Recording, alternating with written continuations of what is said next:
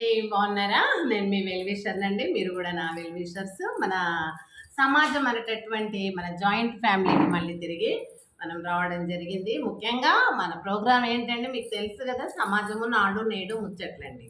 ఈ ముచ్చట్లు మనం ఈ సమయంలో మన యొక్క విలువైనటువంటి వాల్యుబుల్ టైమును సీరియల్స్కు ఆ పిచ్చి పిచ్చివి అందులో మంచివి కూడా ఉంటాయి, కాదంటలేను.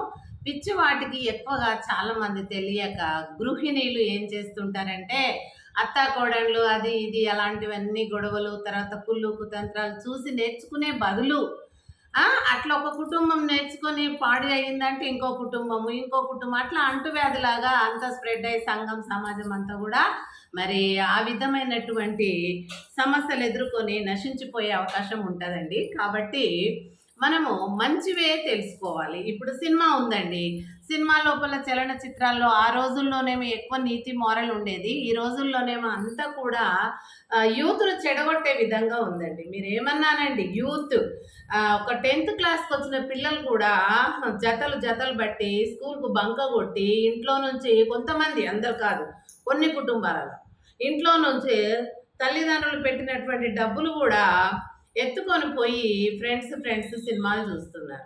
మరి అది పరోక్షంగా ఆ సినిమాలు మనల్ని నష్టపరుస్తున్నట్టే కదా. మరి తల్లిదండ్రులను మోసం చేస్తున్నారు పిల్లలు. ఎందుకు? సినిమా గురించి. మరి ఆ సినిమాలో ఏమన్నా మంచివి నేర్చుకుంటున్నారేమో, వెనకటిలాగా పౌరాణికం కానీ సామాజికంగా కానీ ఏదన్నా యూస్ఫుల్గా ఉన్నాయేమో అందులో పాయింట్స్ కానీ సీనరీస్ కానీ. అంటే అంత చెడే, బట్టలు లేకుండా ఆడవాళ్ళు, బట్టలతోని మగవాళ్ళు. మరి అదేవిధంగా ఆ చెడు వేషాధరణ చూసి, ఆ డ్యాన్సులు చూసి, ఆ లవ్కు సంబంధించి చూసి పిల్లలు పరిపక్వతకు రాకముందే పిల్లలు ఇలాంటి వాటిని నడిపిస్తూ ఉంటారండి. కొన్ని కొన్ని ఏరియాస్లో, అన్ని కాదు, కొన్ని ఏరియాస్ లోపల, ఫిల్టర్ కానటువంటి ఏరియాస్ లోపల అలాంటివి జరుగుతూ ఉంటాయండి. అలాంటప్పుడు మన పిల్లలు మరి చెడిపోతారు. వాళ్ళ సహవాసం మన పిల్లలు కూడా మనం ఎంత జాగ్రత్తగా పెంచినా కూడా వాడు చేసే కన్విన్సివ్ని బట్టి మన పిల్లలు కూడా మన వెనక పోవడం, సినిమాలు చూడటము అలాంటివి నేర్చుకోవడం అనేది జరిగి ఆ చదువు సాగరికి పోతుంది, వీళ్ళు మాత్రం ఈ పనుల్లోకి వెళ్తారనమాట. కాబట్టి ఇట్లా ఎదిగినటువంటి పిల్లలు రేపు ఆ చెడ్డ పనులు చేసి పెళ్ళిళ్ళు అయిపోయినాక ఏం చేస్తారు? వాళ్ళు బతుకు తెరువు లేకపోతే, సంపద లేకపోతే, అరే మనం ఆనాడు చదువుకోమని తల్లిదండ్రులు పంపిస్తే మరి మనం ఏం చేసినాము? చదువుకోకుండా స్కూల్కు బంక్ కొట్టి మరి అక్కడిక్కడ తిరిగి మరి సినిమాలు చూసి సినిమాలలో చేసినట్టు చెయ్యబోయి ఇప్పుడు ఈ జీవితం అయింది మనది. ఇప్పుడు ఏం చేయాలి? బతుకు తెరువు లేదు. మరొకదాన్ని ఎవరినో చేసుకున్నా అయిపోయింది. మరి దాన్ని ఎట్ట నడపాలా, పిల్లల్ని ఎట్ట నడపాలా? ఇలాంటి సమస్య పురుషులకు ఎదురైపోయి యువతకు ముఖ్యంగా ఎదురై ఏం చేస్తారు వాళ్ళు? ఇక దొంగతనాలు, చైన్ స్నాచర్స్, తర్వాత ఇలాంటివన్నీ కూడా ఇక చెదురుమదురు మోసాలనే వాళ్ళు చేపడుతూ ఉంటారు. ఎందుకంటే ఇంకా న్యాయంగా బ్రతకాలంటే త్రోవ లేదు వాళ్ళకు. చదువు లేదాయే, ఇక్కడ లేబర్ పని చెయ్యరాయే, వ్యవసాయం పని చేయరు అసలే. ఊర్లలోకి పోయి ఊర్లో ఉన్నోళ్ళే ఇక్కడికి వస్తే పట్టణంలో ఆ రకమైనటువంటి పరిస్థితుల్లో వాళ్ళు ఏం చేయలేక అప్పటి మంచి భవిష్యత్తు పొడగొట్టుకొని పిల్ల పాపల భార్య పిల్ల తల్లి పిల్లల బరువు భారం కాగానే దొంగతనాలకు ఎగబడతారండి. ఇలాంటివి జరుగుతున్నాయి. ఇప్పుడు అదేవిధంగా ప్రతిదీ కూడా క కలుషితమైనటువంటిదే. మనం ఏది తిన్నా త్రాగినా, ఏది గాలి కానీ మరి అంత వెహికల్స్, ఆనాడు ఎద్దుల బండ్లు సైకిళ్ళే ఉండే. అందులో ఎక్కడదండి పొల్యూషను? ఏమన్నా ఉంటుందా? ఉండదు. పెట్రోల్ అనేది లేదు. ఎవరికో ధనవంతులకు ఆ కారు అదేదో వెనకటి కార్లలాగా ఉండేది. కానీ స్కూటర్ అయినా కూడా పెళ్ళిళ్ళలో కూడా సైకిలు, ఒక ఉంగరము, ఒక వాచ్ అలా ఇచ్చేది ఆ అత్తగారు మగపిల్లోనికి. అంతే ఇక అలాంటి జీవితం. మరి గాలి కూడా స్వచ్ఛందంగా ఉండింది. ఇప్పుడు ఈ వాహనాలు వదిలిపెట్టేటటువంటి ఆ యొక్క పొగ, అటువంటి కార్బన్ డైఆక్సైడ్ సంబంధించిన కాలుష్యమైనటువంటి పొగ అంతా కూడా గాలిలో కలిసిపోయి ఆ ప్రాణవాయువును చెడగొట్టి అప్పుడు మనం దాన్ని పీల్చుకుంటున్నాం. పీల్చుకోగానే ఏమవుతుంది? మనం కూడా రోగాలు వస్తాయి. అంతే కదండి. ఆ రకంగా నీళ్ళు కూడా అంతే. ఏం చేస్తుండ్రు? కెమికల్ వేసి ఆ నీళ్లను ఆ నదుల్లో బర్రెలు గొర్రెలు కడిగినవే కావచ్చు, లేకుంటే మూసీ నది ప్రవహించినటువంటి ఆ నీరు పారుతూ పారుతూ పోయిన ఆ సరౌండింగ్స్ కానీ, ఆ 2 పక్కల గానీ, బోర్లు వేసిన నీళ్లు గానీ, లేకపోతే ఇలాంటివన్నీ తాగి మానవులంతా కూడా ఏమైపోతున్నారు, మరి రోగాల పాలై చనిపోతున్నారు. అందుకే ఆ రోజుల్లో ఆయుష్ ఎక్కువుండేది. మంచి గాలి పీల్చుకున్నారు, మంచి నీళ్లు తాగిండ్రు, మంచి పేడ వేసినటువంటి జంతువు మలమూత్రాలతోని పండించినటువంటి ఆర్గానిక్ పంటలుండినయి. కాబట్టి అన్నీ కూడా ఆహారము, నీళ్లు, గాలి 3 ముఖ్యం మనం జీవించటానికి. ఈ 3 స్వచ్ఛమైనదిగా ఉన్నది. అందుకని వాళ్ళు 100 అబోవ్ ఇయర్స్ బ్రతికినారు.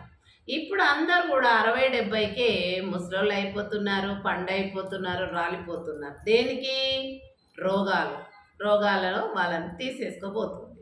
మరి ఇది గ్రహించట్లేదు. అదేవిధంగా ఈ యొక్క ఈ ఈ తిండి, నీళ్ళు, గాలి ఏ విధంగా మనిషిని రోగాల పాలు చేసి తీసుకెళ్తుందో, వాటికి మించి సినిమాలు ఇప్పుడు తీస్తున్నటువంటి సినీ యాక్టర్లు, ప్రొడ్యూసర్స్ కావచ్చు, ఎవరైనా నిర్మాతలు ఎవరైనా కూడా డబ్బుకు ఆశపడి, అగడుబడి ఏది దొరికితే అది ఇప్పుడున్నటువంటి ఈ యొక్క యువతకు ఎటువంటిది కావాలా, వాళ్ళ దృష్టి ఏ దాని మీద ఉంది అని గ్రహించి దానికి సంబంధించి అన్ని చిల్లర చిల్లరటువంటి వేషాలు దాంట్లో చూపిస్తున్నారు. ఒకరిని చంపడం ఎట్లా, ఒకరిని హత్య చేయడం ఎట్లా, ఒకరిని ఫాలో కావడం ఎట్లా, రెక్కి పన్ని ఎట్లా చంపాలి, లేకపోతే వాని ప్రాణం ఇంకా విలువ లేదు, ఎవడన్నా చంపమంటే 1,00,000 కోట్లు తీసుకొని చంపడం.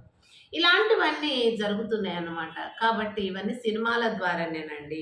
మీరందరూ కూడా మీ మీ కుటుంబాలకు, మీ పిల్లలకు, మీ భర్తలకు, అందరికీ ఇరుగు పొరుగుకు పిచ్చి పిచ్చి ముచ్చట్లు మనకు అవసరం లేదు మాట్లాడుకునే బదులు, ఇలాంటి ముచ్చట్లు మనము నలుగురు ఒక దగ్గర కూర్చున్నప్పుడు ఇరుగు పొరుగు పెద్దవాళ్ళు ఆళ్ళేం చేయాలి, ఇలాంటివి మాట్లాడుకోవాలి. సినిమాలు ఇంకా అమ్మలక్కలు కలిసి ఏం చేస్తారు, సినిమాకి పోదాం, సినిమాకి పోదాం.